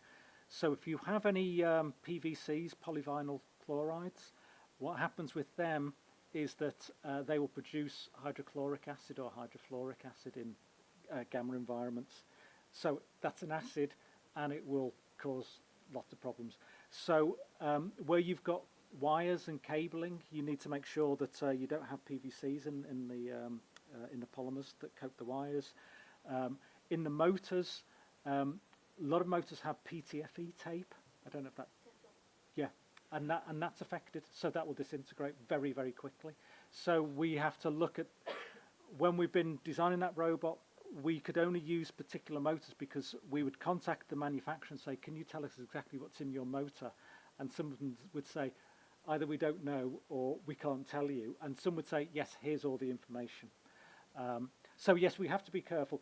I think the aquatic robots, not so much, because you do have the shielding from the water. So the radiation dose isn't going to be as high as in some of these other environments. And some of these storage facilities, the pH is kept at about 11, so it's quite caustic. That will cause some problems, so we do need to take that into account. But it's not seawater; it's fresh water. But you have to consider the environment when you're choosing the materials. But I don't think it's any harsher than seawater, except when the pH is 11. Well, the silicon, there'd be concerns about it. That's just with the amount of gamma radiation. So I suspect that in underwater conditions, it's probably not a significant problem. But if you're underwater and you're going to be there for a long time, then maybe it does become a problem. You just have to look at it, because the problem with the damage to electronics, it's cumulative. So if you're at a very low dose rate for a very long time, that has the same effect as if you're very high dose rate for a short time. So it depends a little bit about longevity. So let's thank again Professor Lennox for his talk. And I give the occasion to remember that all our fellows are here, so we will have time for interesting discussions.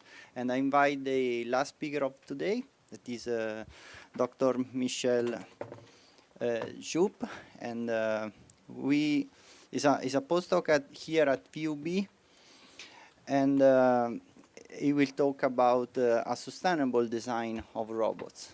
So, if you're okay, the Yes, I'll floor just is set up. yours. Yeah, just some moments.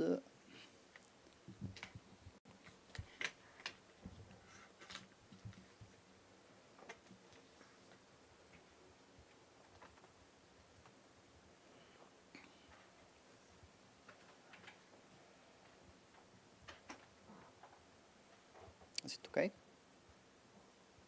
Okay, the floor is yours. Good. Just go into presentation mode. Perfect.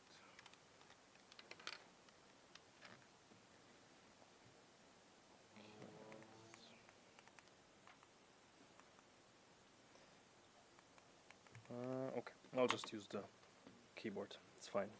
Okay, so last presentation. I hope I won't torment you too much with theoretical input, but I'll have some pictures, and I want to jump right in. Oh, sorry. Jump right into my topic, sustainability in the design of urban service robots. So urban service robots was our use case, but you could probably put automotive or not automotive, autonomous systems in that place as well. From the motivation, or like the intro, what motivated me a bit was this book, or the section from this book that I can just read to you and signify which is the most important for me. No one would seriously argue that technological developments cannot bring about progress for society.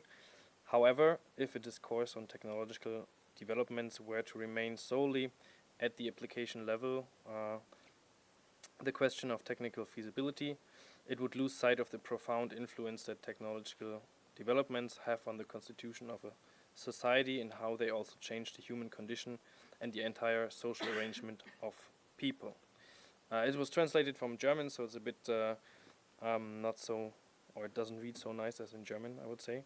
This is the important part. I don't know if you can see it. Yeah, it's a bit in yellow. So we know the innovation and the technical developments very well, and we had a lot of talks on very specific technologies. For me, it's really important to look at the part of society and all the impacts that technology has on that part. So I was trying to look into that due to a project, and just a few impacts that I see, or that you have in the socioeconomic dimension, I would say. Here we see the 5, I put the 5th already, although it's in the future, the 5 industrial revolutions. So we know that machines or robots can influence society and the economic a lot. And we've seen this throughout the years, and there's been a lot of studies also on it. What does it change? How does the labor market change? How does the work change? The quality, the quantity, etc. So those are a lot of impacts that we can look at. We're all aware of the ecological impacts. We have the resource extraction that causes some trouble. We have the energy demand that those machines cause. So we have a lot of energy consumption, energy production that is not always green, as we know. For example, the nuclear waste is one of the problems. And then also end of life, which is depicted here in the bottom pictures. There's a lot of waste depots in Africa and Asia, where a lot of the trash goes that we have here in Europe produced and used, and then it gets shipped over there, and it causes not only economic problems or environmental problems, but also social problems, as you can see from those pictures.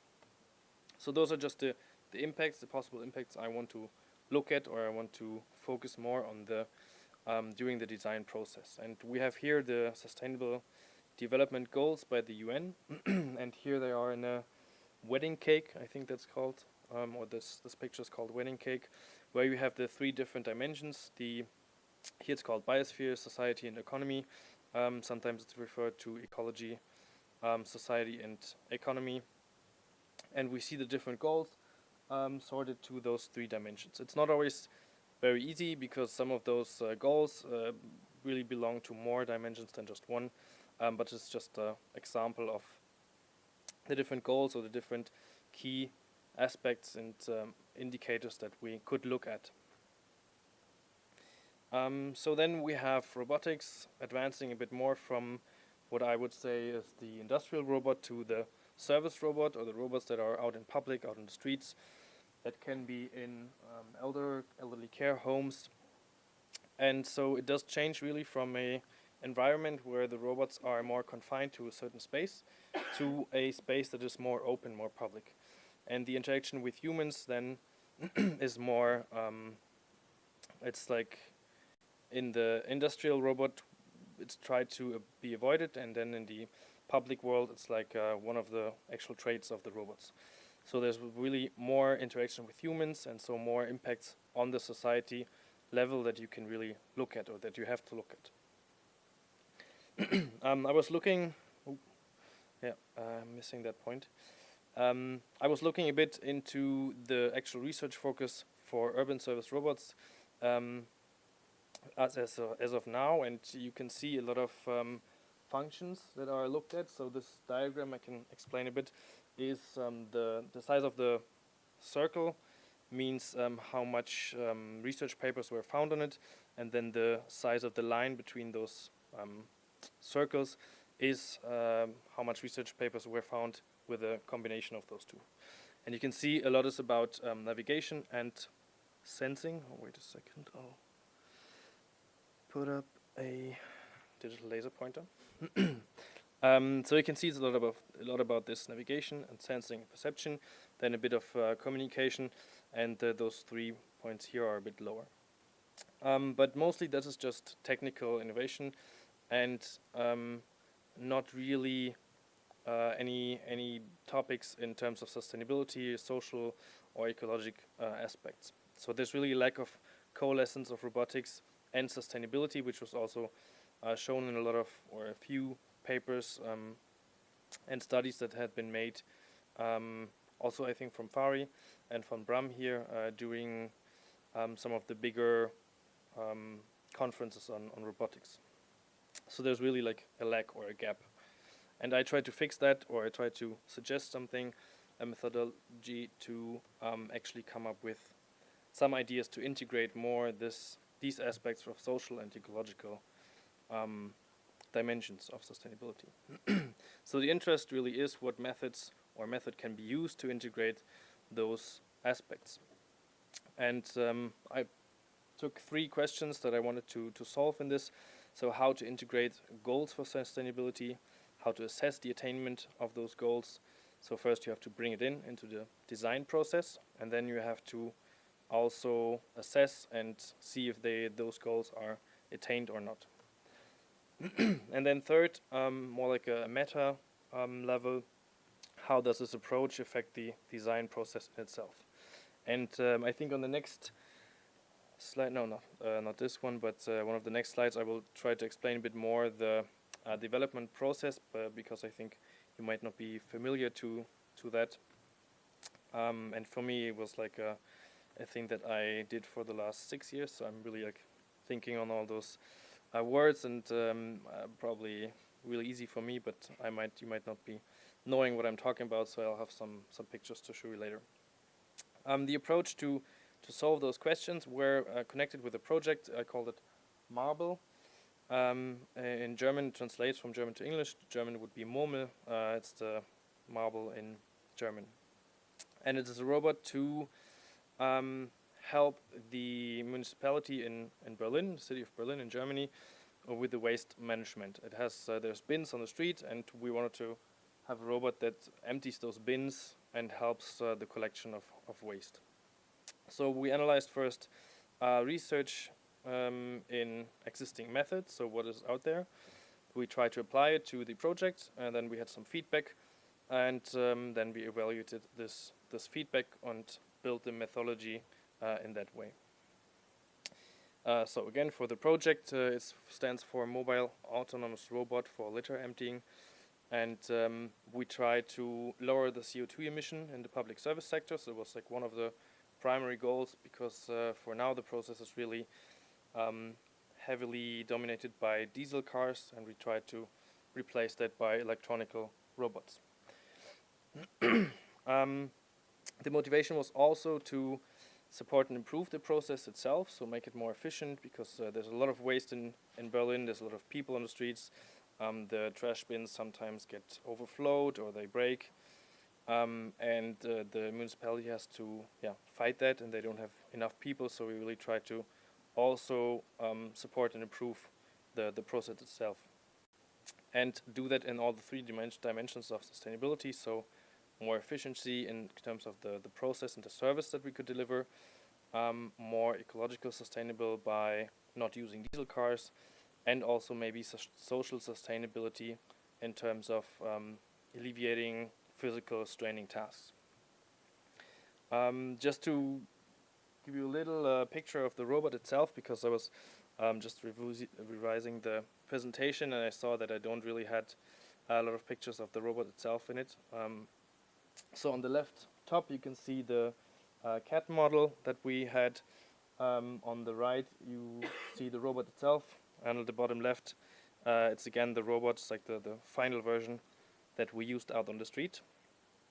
And then on the right we have a design study that was made for surveys to kind of create an idea how the robot could look like in the future as like a real product. So this was all the functional prototype to really show the feasibility, and then this was kind of an idea how it might look like in the future. So I will start with the methodology, and I just have 2 slides for that. The first thing is we did a synthesis, as I said, of a specific product design process. So there's a very general product design process where you have different tasks that you go through. You iterate through them, so they're not really sequential, but you iterate through them depending on your design stage or phase. And then you have, on the other hand, results. And that is a general one, and you can also try to make your own specific product design process and use process knowledge and contextual factors. So contextual factors were here the SDGs, sustainability, and the process knowledge came from the project that we had. And so we added some new activities, some new results, and some new objectives. And it looks like this in the end. So as I said, we have activities on that side. You don't need to like read through all of them. It's just to show you the model itself. And this is the phase. So I always say that we're in an early concept design phase because we're really there from the beginning, and we're doing a first prototype. So we're gathering requirements, doing a first feasibility and functional prototyping, and really trying to have like a first prototype out there to go on from there. So the very new thing that I introduced or suggested was this preliminary social assessment, which has 4 different steps. I will go into that a bit further. And I changed or added a few things in those blue activities here. And as I said, it's not really like a sequential thing, but you go through it iteratively. As you see, those blocks stand for we had this activity in the first place, then we went to the next, but then repeated that, and so you see they're all intertwined in each other. Again, this is like really overloading information, but those are 2 checklists that I created from the project and from different sources in literature to kind of set up a checklist, one for the social and one for the ecological sustainability, that you could use as a designer or an engineer, that as soon as you want to develop a robot or an urban service robot, you can look at those checklists and try to like go through them and see if any of those points are relevant for you. So for instance, society, we have worker, society, and consumer. On the side of activities by or with the product, that means the use phase of the robot. So this is all a bit, you could say life cycle engineering. You have the different phases of the product, and it's all sorted by those life cycle phases. So here for the society, for instance, comply with the general data protection regulation, which is obvious, but just all of those different bullet points you could go through and check or see if that applies to your project. And the more interesting one is this one. I call it the, as I said, preliminary social assessment, or short PSA.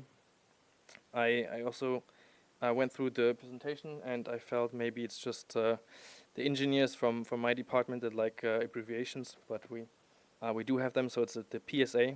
I will in future only talk of the PSA. And we have 4 different steps. And the first one is pretty much the same as you would use in every development process, that we just do an analysis of the environment and the function of the product. So not the environment in ecological sustainability, but the environment or the system that is around the robot, all the processes, stakeholders, etc.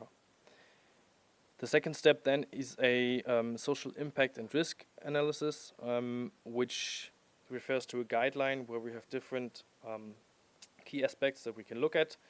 It's quality and quantity of work, it is hostile environments, and it's also accessibility and equality. And there you kind of rate your first idea or your first concept and see in what areas is a risk of trespassing the social sustainability and endangering maybe any stakeholders.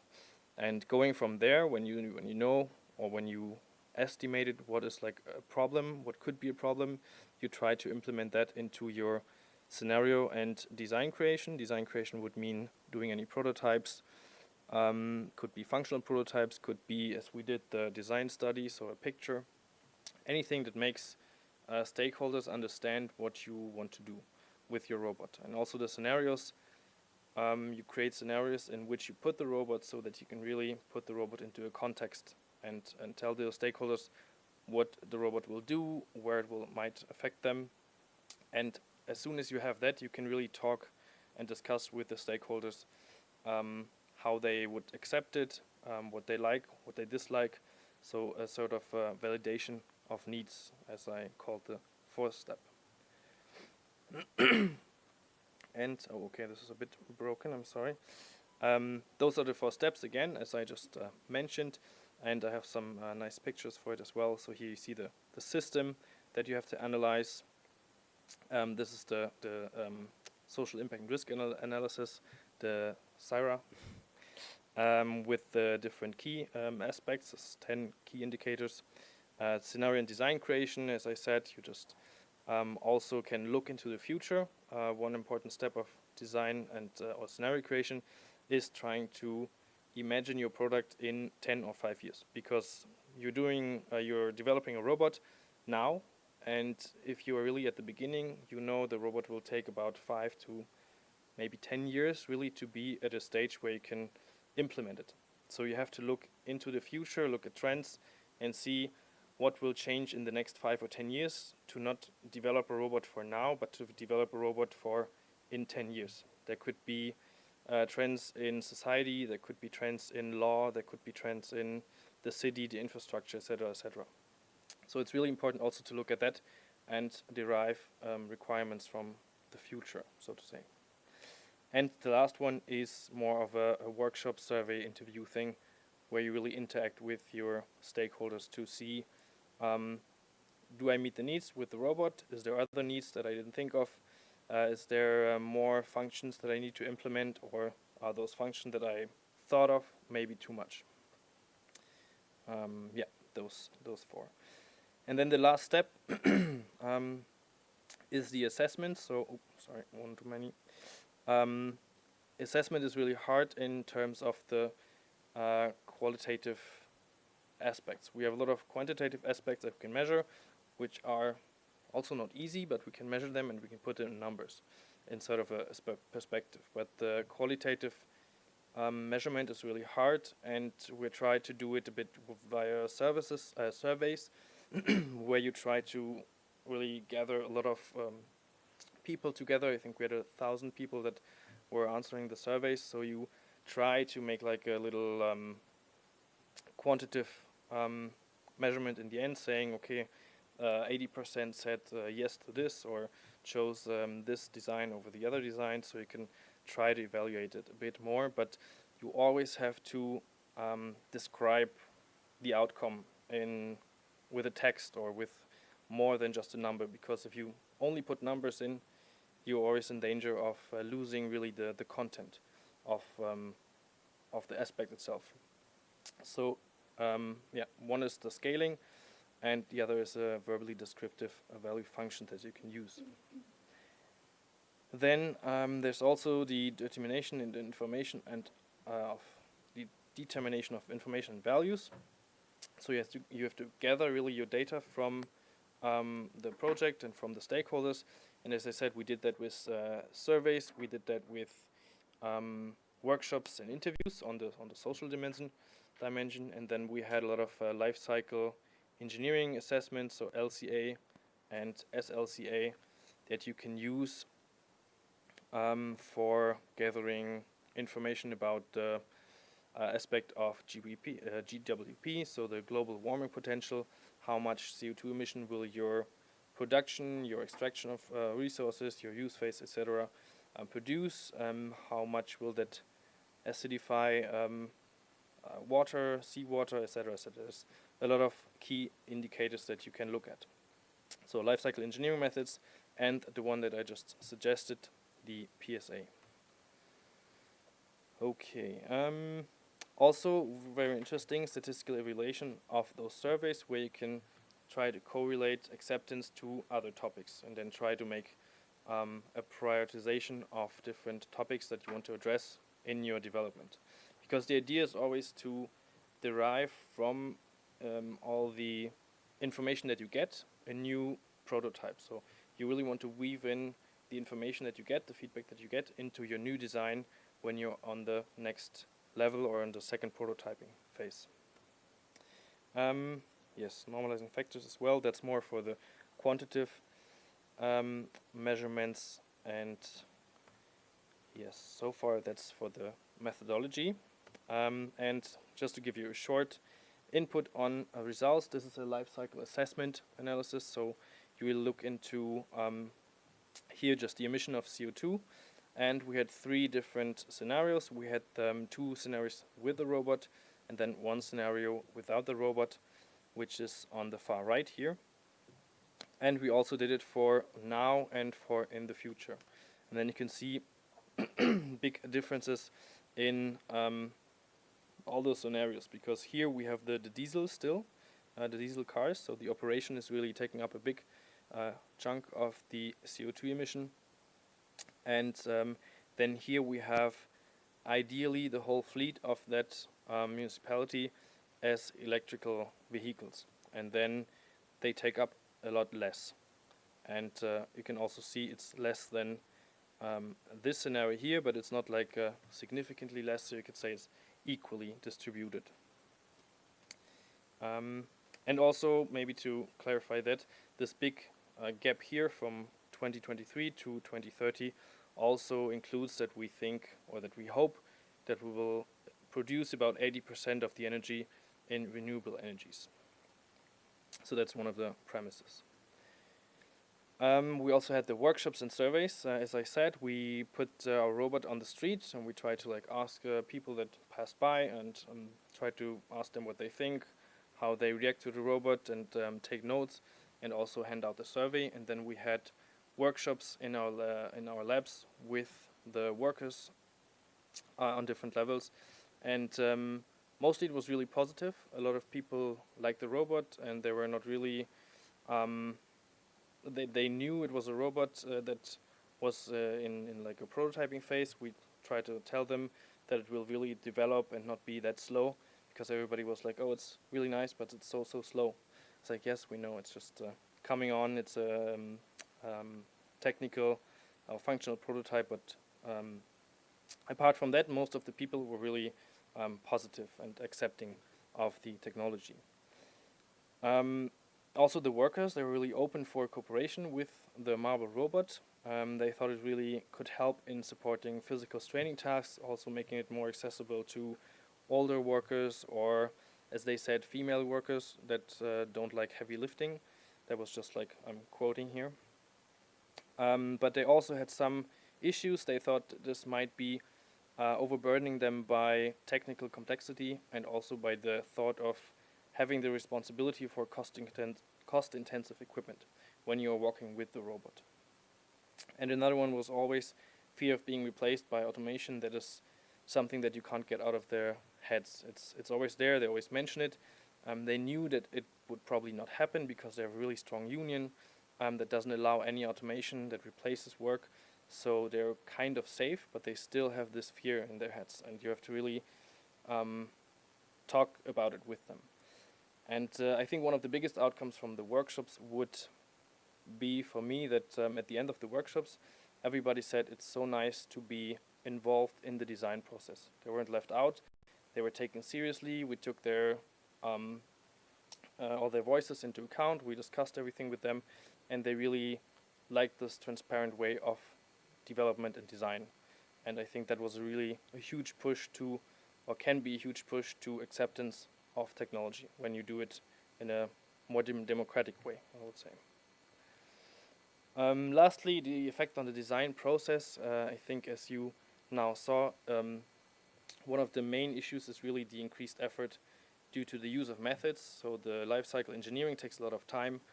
You have to build up simulations, you have to build up the systems, you have to gather a lot of data, which takes a lot of time, and also personnel that is specially trained in those methods.